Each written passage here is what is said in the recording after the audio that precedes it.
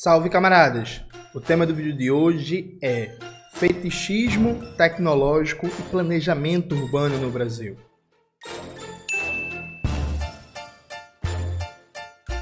Antes de começar propriamente o tema do vídeo do canal, quero muito agradecer a você que ajuda a manter e melhorar nosso canal a partir do Apoia-se. Seu apoio é fundamental para a gente continuar o nosso trabalho. Se preferir o Pix, está aparecendo aqui como QR Code na tela do vídeo. Note, depois da tragédia no Rio Grande do Sul, que ainda está acontecendo, ainda não passou, está acontecendo, explodiu várias matérias falando de soluções de planejamento urbano inovadoras, ou não necessariamente inovadoras, mas soluções usadas há muito tempo em cidades da Europa, do Canadá, da China, dos Estados Unidos, do Japão e por aí vai. Uma das matérias que estourou, e assim, estourou muito, foi uma matéria falando de cidades esponja, né? Eu li no Outras Palavras, e eu tô divulgando aqui no link de um site de esquerda, né, gente? Enfim, outras palavras, cidades esponja, resposta chinesa às tormentas, mas se vocês colocarem no Google cidades esponja, vocês vão ver que e Folha, e Estadão, e Globo, e Isto É, e Veja, tá todo mundo falando disso. E aí, veja, gente, tem um debate muito sério aqui para falar com vocês. Vê só, a humanidade, ela tem um padrão de vanguarda de desenvolvimento das forças produtivas e de ciência e tecnologia.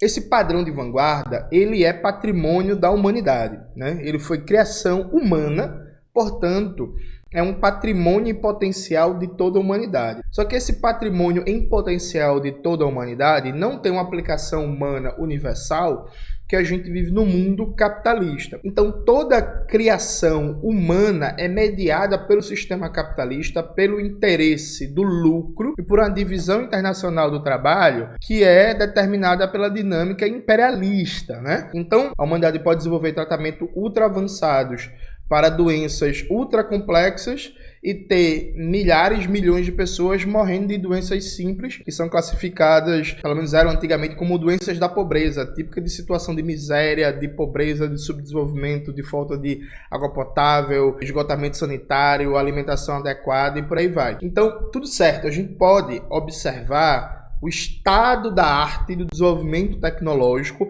e, no caso específico, as técnicas mais avançadas de planejamento urbano. Só que a gente não pode ter um pensamento idealista de achar que o problema é que falta só colher as melhores ideias. Colhendo as melhores ideias, a gente resolve tudo. Porque esse tipo de pensamento, ele acaba desviando para um idealismo meio ingênuo, que é isso, né?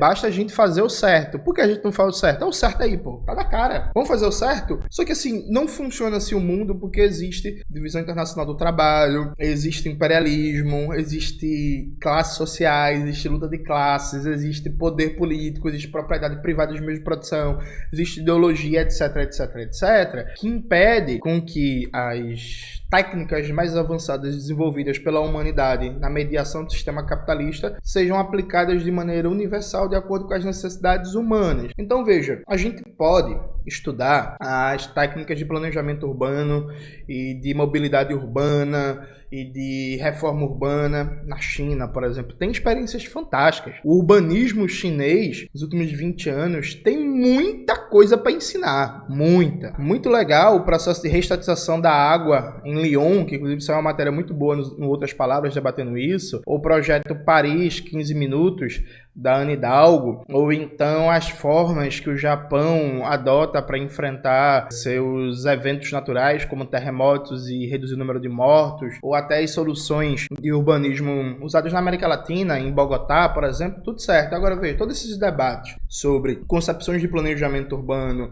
de reforma urbana, de adaptação das cidades às mudanças climáticas e os eventos extremos, tem que ter um substrato de um debate político de que a questão não é aprender com o que se está fazendo lá fora, como se a gente fosse buscar iluminação.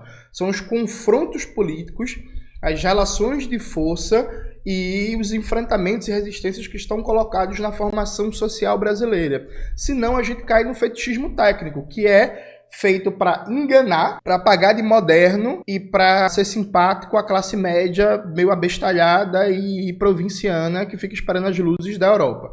Um exemplo ótimo desse fetichismo técnico é aqui Recife, a prefeitura do João Campos. Então, por exemplo, João Campos tem esse discurso, né?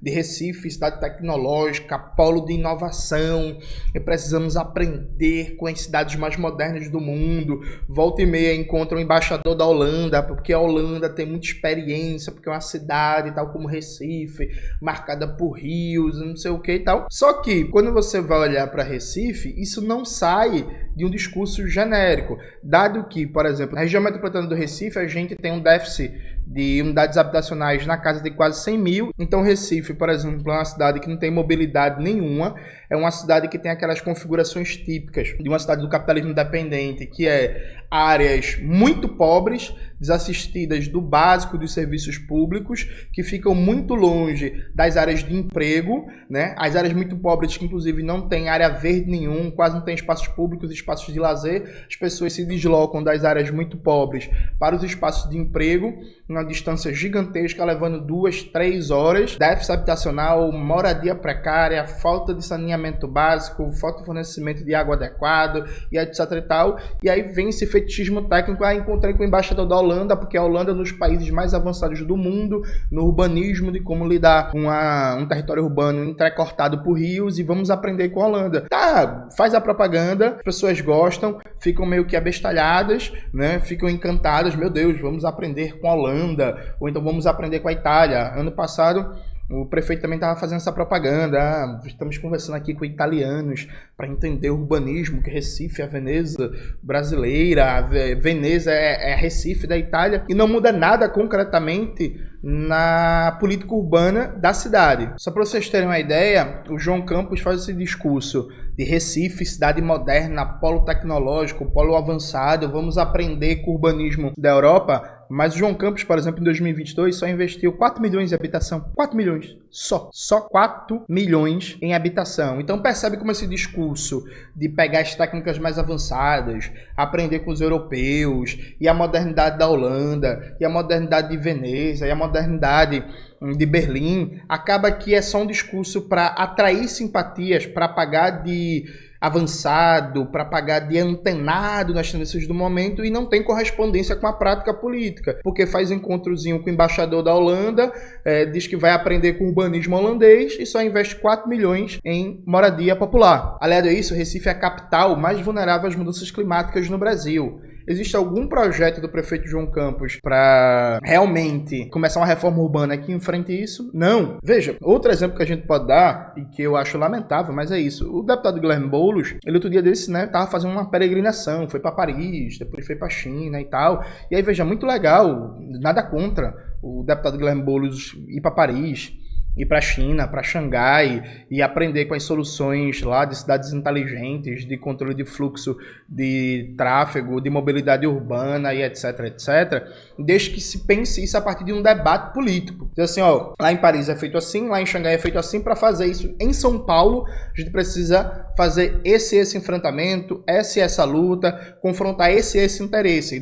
Não dá para tratar como se fosse um mero aprender e aplicar, porque senão é isso, cria a ilusão de que a gente não aplica porque a gente está atrasado, a gente não aprendeu ainda a melhor técnica. Aprendendo a melhor técnica, o problema está resolvido. E assim, isso não existe, sabe? Fazendo tal comparação, por exemplo, eu nunca gostei do discurso do Ciro Gomes, é um discurso que eu nunca fiz, né? Que é as melhores práticas internacionais. O Ciro Gomes fala da tributação nos países da OCDE, por exemplo, na tributação de lucros e dividendos, ou na tributação sobre herança, ou na tributação do ITR, e faz esse debate reivindicando isso para o Brasil, né? Dizendo que, não estou defendendo nada radical, estou defendendo nada fantástico, estou só defendendo que o Brasil aplique os padrões tributários, por exemplo, da OCDE. Veja, embora eu nunca tenha gostado desse discurso do Ciro Gomes por uma série de questões que não cabe nem explicitar aqui, pelo menos o discurso que ele faz, ele entende que existe confronto aqui. Então ele dá um exemplo meio que para desarmar os espíritos mais nervosos, para dizer que não está propondo nada muito radical, nada megalomaníaco, nada inovador, só é como se ele estivesse assim, vocês não gostam tanto da Europa, vocês não gostam tanto dos Estados Unidos, lá é assim, vamos fazer aqui no Brasil, e aí tem os enfrentamentos, rentismos, bancos, não sei o que, por aí vai, tá ligado? É isso, você quer mobilizar exemplos internacionais, mas sem desconsiderar que existem confrontos conflitos políticos para aplicar as ideias, tudo certo. O que não dá para trabalhar numa ideia ingênua de fetichismo técnico, que a questão é só aprender a melhor técnica, é só aprender a coisa mais avançada e aplicar como se a gente não tivesse esse conhecimento acumulado. E aqui, muito no ponto central. Veja, gente, embora a gente sempre possa aprender, embora seja necessário cada vez mais adensar o pensamento crítico, fortalecer instituições de pesquisa, de ensino, de formulação de políticas públicas e projetos e por aí vai, não falta conhecimento crítico acumulado no Brasil sobre soluções para os problemas urbanos, viu, gente? Assim, nosso problema não é falta de conhecimento. Eu estava, em 2022, decidido a fazer um doutorado em planejamento urbano, comprei até uma porrada de livros sobre planejamento urbano, só que aí a vida é uma doideira, e eu mudei, né? Mas assim, eu ia tentar, né? Se eu entrar já é outra coisa, mas eu ia tentar fazer doutorado no programa de desenvolvimento urbano da UFPE. Não falta conhecimento crítico lá, não. Você sentar lá para conversar com os professores e professoras, acompanhar as teses de doutorado, as dissertações de mestrado, os debates, os seminários, meu amigo, tem muito debate, muito conhecimento crítico, muita experiência em formulação em políticas públicas para dar soluções, por exemplo, para o Recife. Não é falta de conhecimento. O Rio Grande do Sul tem a URGS, a Universidade Federal do Rio Grande do Sul, que é pioneira no Brasil inteiro, inclusive no estudo da ecologia, né, dos problemas ambientais, e tem um acúmulo fantástico sobre os problemas urbanos do Rio Grande do Sul.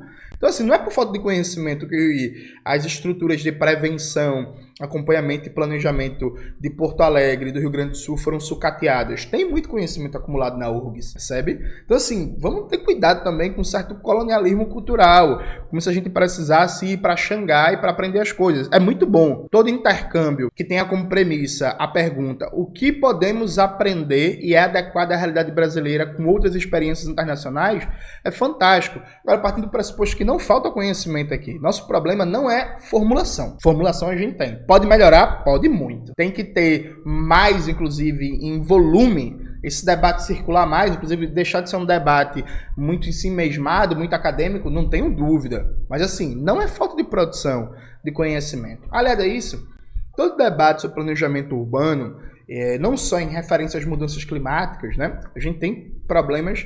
Por exemplo, o Brasil tem mais de 9 milhões de famílias morando em situação precária. O Brasil tem milhões de pessoas morando em áreas de risco. O Brasil, todo ano, religiosamente morre pessoas pobres, negras, em sua maioria, em época de chuva, que varia de região para região, né? Então, para além dos problemas mais recentes, fruto do próprio desenvolvimento capitalista conectado às mudanças climáticas, a gente tem um problema histórico de falta de moradia. A gente tem um problema histórico de um planejamento urbano caótico feito pelos interesses do grande capital. A gente tem um problema gigantesco de negação do direito à cidade para a maioria, para as populações trabalhadoras, de negação de equipamentos urbanos, de direito ao lazer, de direito a áreas verdes, de direito à água potável, de direito a saneamento básico, de direito à iluminação, de direito a transporte, de direito à segurança, e por aí vai. Só que veja, todo esse debate no Brasil, ele tem que partir de, no mínimo, e aqui presta atenção, viu, gente? Quem é do planejamento urbano, quem é da geografia, da arquitetura, presta atenção. Eu estou só destacando alguns pontos. Eu sei que não são só esses pontos, perfeito? Só destacando alguns, tentando dar uma ajudada no debate. Veja, nenhum debate sobre planejamento urbano para enfrentar as mudanças climáticas no Brasil avança seriamente com a atual política fiscal. Gente, desculpa, eu estou sempre insistindo nisso, mas assim, com o novo teto de gastos, é mentira, é chaveco, é mentira toda e qualquer proposta de reforma urbana e de adaptação das cidades aos eventos climáticos extremos. É mentira, porque o novo teto de gastos limita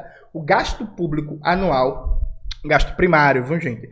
Gasto com saúde, com educação, com cultura, com lazer, com aposentadoria, com defesa do meio ambiente, com funcionalismo público, enfim, com tudo, a 2,5%. Esse é o limite máximo.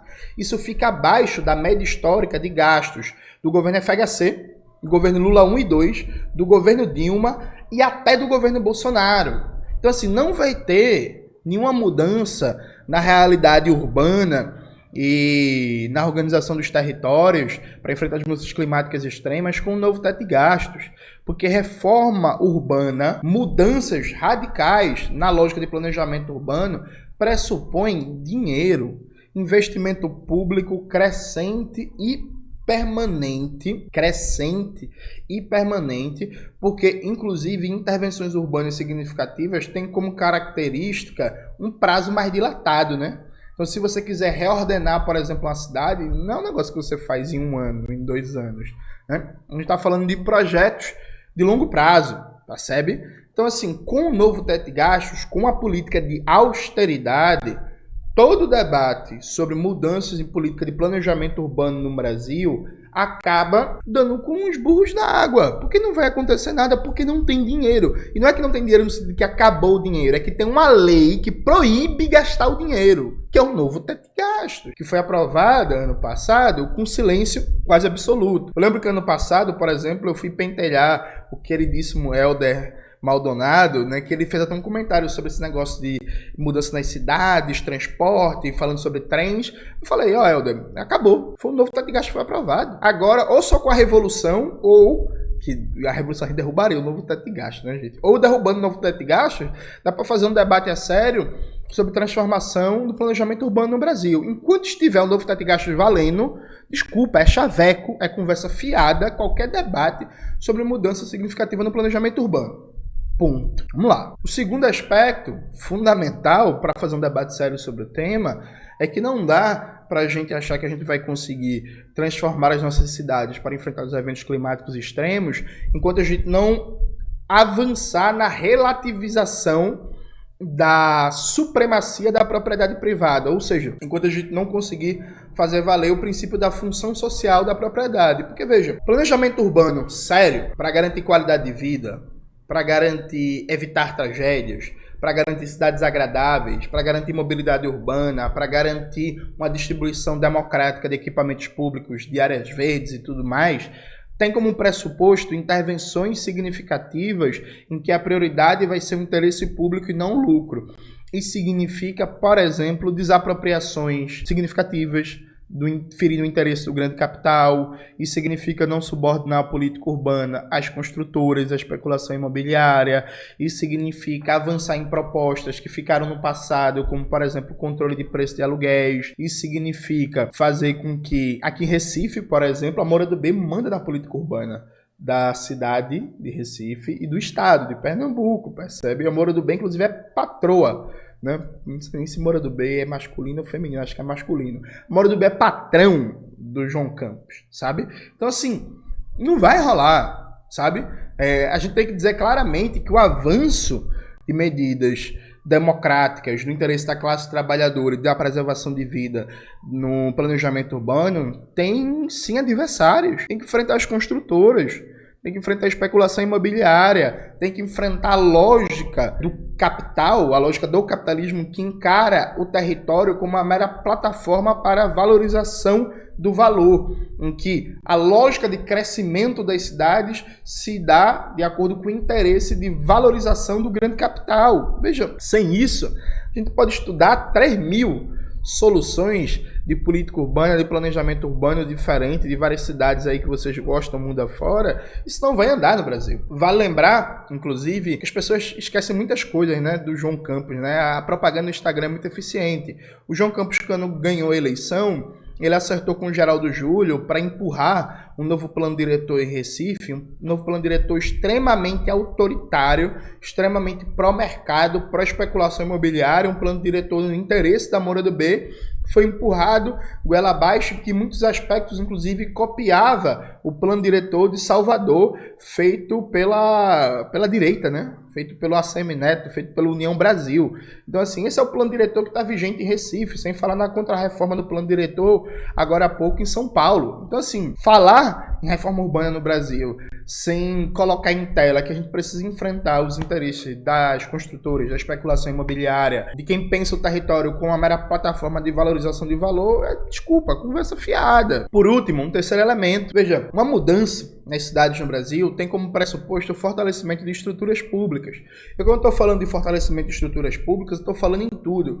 De coleta de dados, de planejamento, de acompanhamento e de execução. Não só execução, de políticas públicas como a execução de grandes intervenções urbanas. Isso, o Brasil vive a tendência exata contrária, né? Você tem um sucateamento gigantesco de órgãos públicos de planejamento, de ensino, pesquisa e extensão, de acompanhamento, privatizações em massa, por exemplo, de empresas públicas na área do saneamento e de fornecimento de água. A GEPISA, do Piauí, acabou de ser privatizada, né, pelo governador Rafael Fonteles. A Compesa, aqui de Pernambuco, a Raquel Lira quer privatizar e pagou 16 milhões ao BNDES para um estudo para viabilizar, fazer PPP na Compesa. A Sabesp de São Paulo está sendo privatizada. A empresa pública da Bahia já foi privatizada, entende? A tendência no Brasil é de privatizações em massa, fragilização de estruturas públicas, de planejamento, de monitoramento,